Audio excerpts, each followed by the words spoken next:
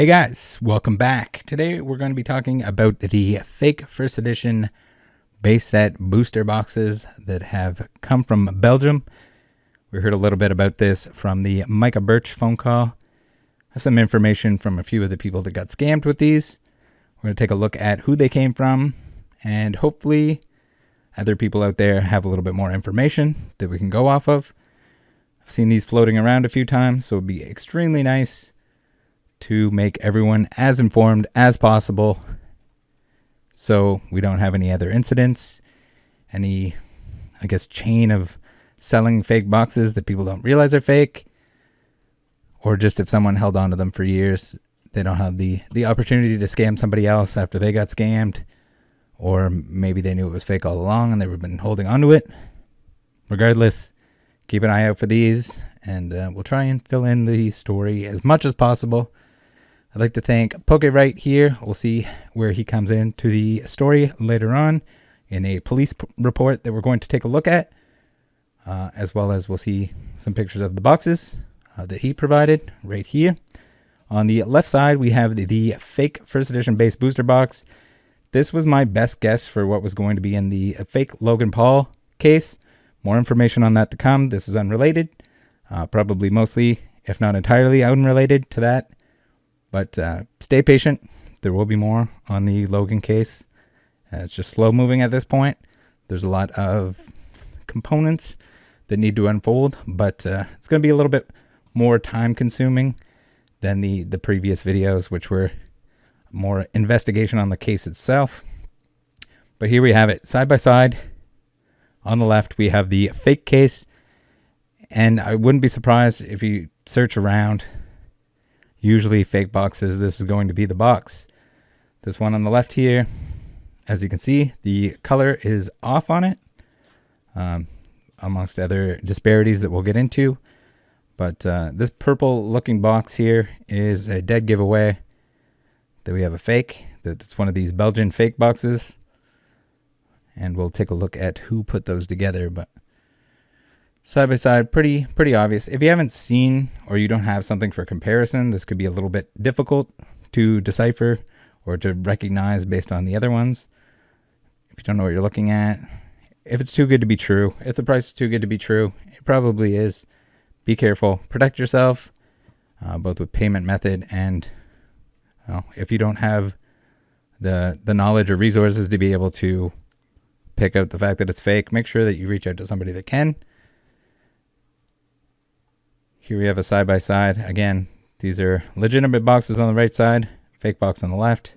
It's darker, even at first glance. The pictures are not great here, but you get the idea right away. They're not as bad as the G.I. Joe boxes, but it certainly stands out. And there are going to be discrepancies, at least smaller ones within, colors and stuff like that. Or if something's left in sunlight, it's going to fade. But not this. They won't get darker, and they're certainly not supposed to be purple like this. A lot of the information in the video that we're going to take a look at later came from Pokemon Master _92. Thank you very much to him for reaching out and, being as candid as he was, showing us a police report, a video of him opening the box. We're going to take a look at it all, and hopefully someone out there, has some information that can lead to filling in these holes, finding out what happened, and keeping everyone more informed for the better. The police report, and we'll just read through the whole thing because this is going to have the majority of the details that are known on these fake first edition base boxes. He says, "My name is Nick Lechner, and on the 24th of November 2014, I began talking to Arif Inse on eBay. My apologies to these sketchy people if I pronounce their names wrong. I don't care. His username was Mr. Pokemon, who was selling sealed first edition base set booster boxes. I agreed to purchase one off him for 3,646 Australian dollars. I paid via PayPal and didn't hear from him for a couple of days. He told me that his account had been closed and the money had been refunded back to me through PayPal. We continued emailing each other and worked it out, and I had now agreed to buy 2 boxes for 6,295 Australian dollars via direct bank transfer, as he had sent me pictures and it all seemed legitimate. So this is where it gets sketchy, guys. So the PayPal thing, probably canceled on purpose to convince someone to pay by other means. Now somehow convinced him to buy 2 instead of 1. I'm not sure exactly how that ended up happening, but it did. And I say this time and time again, PayPal fees suck, but protect yourself. Make sure you're getting what you purchase. Even if somebody sounds legitimate, seems legitimate, even if they have 69,000 followers on Instagram, still protect yourself. Unless you're direct friends with these people and or are okay with losing the money involved in the transaction or your end of the bargain, do not pay by direct bank transfer. You're asking for trouble. There are methods to protect yourself, whether it's PayPal, goods and service, or if you pay with a credit card. Oftentimes that can save you if it's a sketchy store that you're purchasing from. If you absolutely have to, I'd say avoid that at most, in most scenarios. But if you're going to play with fire, at least, bring a fire extinguisher. Is that what we'll call it? Your credit card company can probably protect you. At this stage, we were talking for weeks and had built up a trust. Yeah, of course. Arif was also trying to sell to Ibrahim and Micah Birch, who were located in Canada and the United Kingdom. Arif told me that Ibrahim and Micah would only buy the boxes if the transaction went through PayPal. Would be extremely smart of them. Since Arif's account was suspended, he asked me if I could middleman and use my PayPal account to do the transactions in exchange for a discount on the 2 boxes that I was buying. Another red flag. If somebody's selling for this dollar value and they can't set up a PayPal, look out. Again, this was years ago, so maybe people struggled with it at that point in time, but it was still common, especially if you're selling boxes of this value. Even back then, you have to have a PayPal account. If you're legitimate, you should have no problem taking goods and services. Even if they give you the option of whether you want to do it or not, maybe that's okay. But at the same time, you don't know this person. Even if you talk to them over messages, over the phone, whatever else, protect yourself. All right. This involves me making up invoices for Micah Birch and Ibrahim. When they paid my account, I was supposed to transfer the money to Arif's account, and we would then send the boxes out to them. Luckily, I refused to play any part in this. Arif kept telling me to trust him and take the risk, but I didn't want any part in it in case something went wrong. And you had at least the correct assessment at this point in time. But this should have been also a red flag, leading back to the original red flag. That was the fact that he wouldn't take PayPal. On the 15th of December 2014, I paid for my 2 boxes via direct bank transfer. About a month later, I finally received them. I sent pictures of them to Ibrahim and Micah, and they thought they were great as well and bought some for themselves. Also through bank transfer, as they believed all had been fine with my transaction. Problem with this is you didn't open the box, and maybe the pictures weren't great. Maybe they just got too excited and jumped the gun and didn't check the box to make sure it was legitimate. At this point in time, Micah should have been able to identify the fact that it was real or fake. Maybe the pictures were bad. Maybe he didn't, take the time to actually look at the details on it, compare them to real boxes. Who knows? So Micah bought 2 boxes and Ibrahim purchased 3.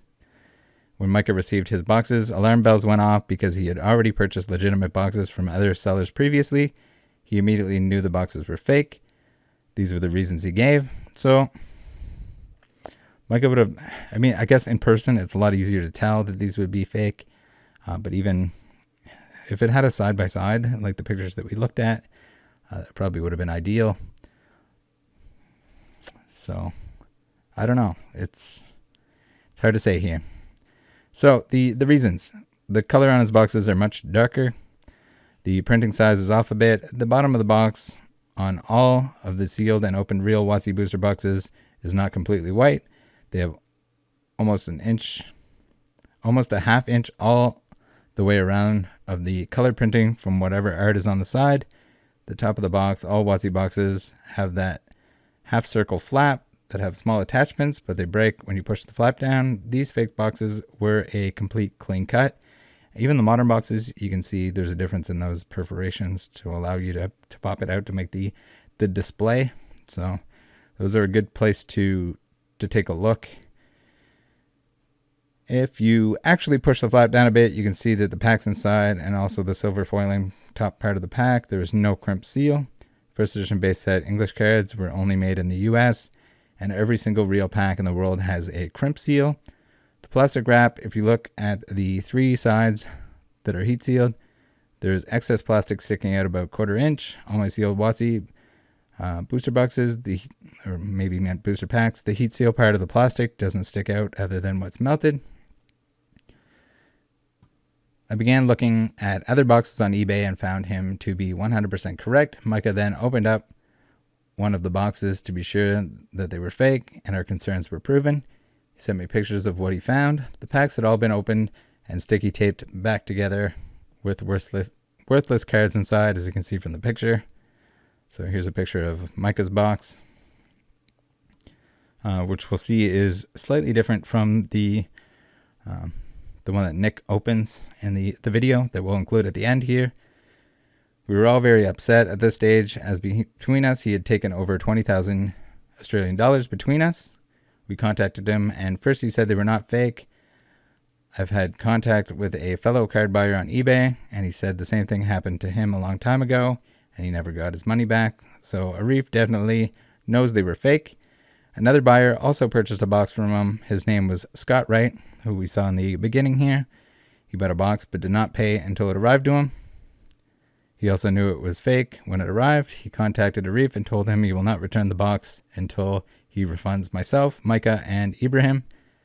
Arif knew the box was fake, so he did not care if Scott never returned it to him. Arif has been very poor at replying, and I believe he has no intention of refunding any of us. He replied over 20 times a day before I paid him, but now it was taking many days for one reply. I told him I was going to the police, and after a while he said they may refund, but nothing has happened, and I believe it is just cover in case the police do become involved. Below is information on Arif. I have his picture, name, address, bank details, eBay username, PayPal information, email address, and YouTube account. His picture suggests he is into bodybuilding. When he sent me the cards, they were delivered in a brown box with the company Body Attack Sports Nutrition. Also, his YouTube account is full of bodybuilding videos, which makes me believe he is who he says he is. I got his picture from Facebook. He has since deleted his account. When Arif and Ibrahim went to pay, they were told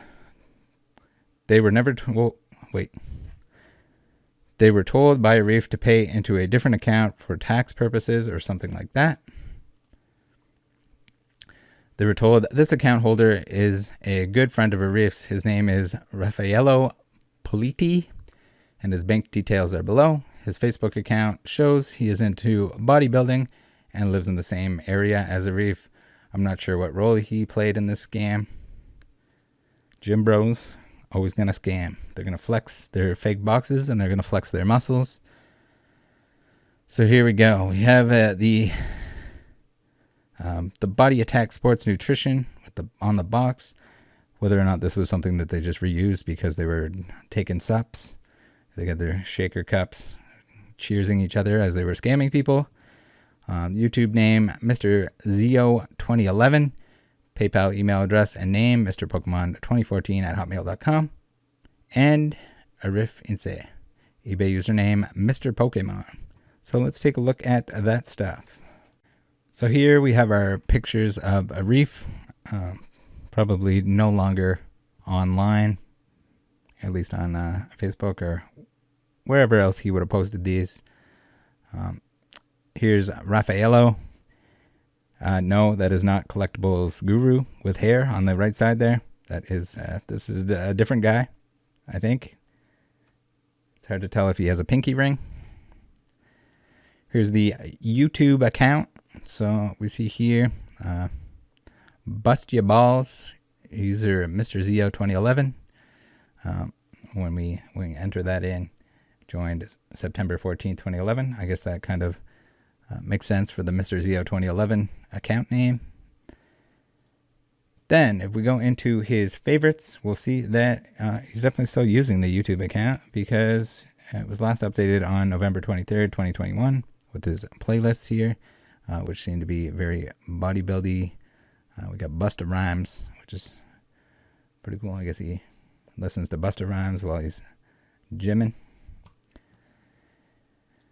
The Mr. Pokemon 2014 Hotmail email address is active. It's working. It's a valid email address. So whether or not that's still in use, different story. And last but not least, let's take a look at Nick opening the booster box, the fake booster box, one of the fake booster boxes. And I'll leave you guys with that. Again, if you have any information, feel free to reach out. Would love to hear it. Anything about this, anything relevant, anything else that is sketchy like this that people should know in the hobby, in the community. Let's make everyone very aware of what's going on. Let's make sure that no one's falling for this stuff. And let's get those fake booster boxes off the market. He's actually putting them. Ready? Yeah, I'm going. How long will it last recording for? A long time.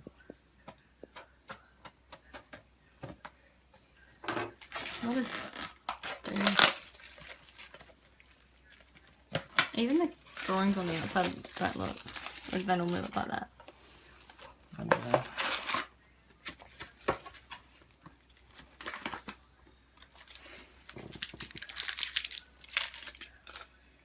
Fake is in it.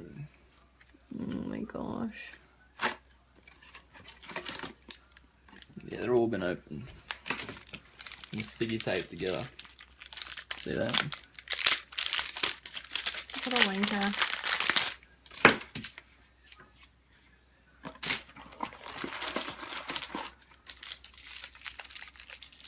All exactly the same. God, what an effort to go through. Why would they even bother doing that in the box if they're just going to send you the box sealed?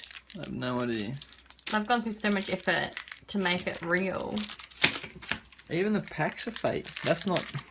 But the effort that they've gone through to do that. Oh. Unless they're just like, you know when you go to Bali or whatever and you get fakies. Maybe it's just one of them sort of. I reckon. For little kids. Do you know what I mean? Like in Bali, little kids. Can I stop recording? Yeah.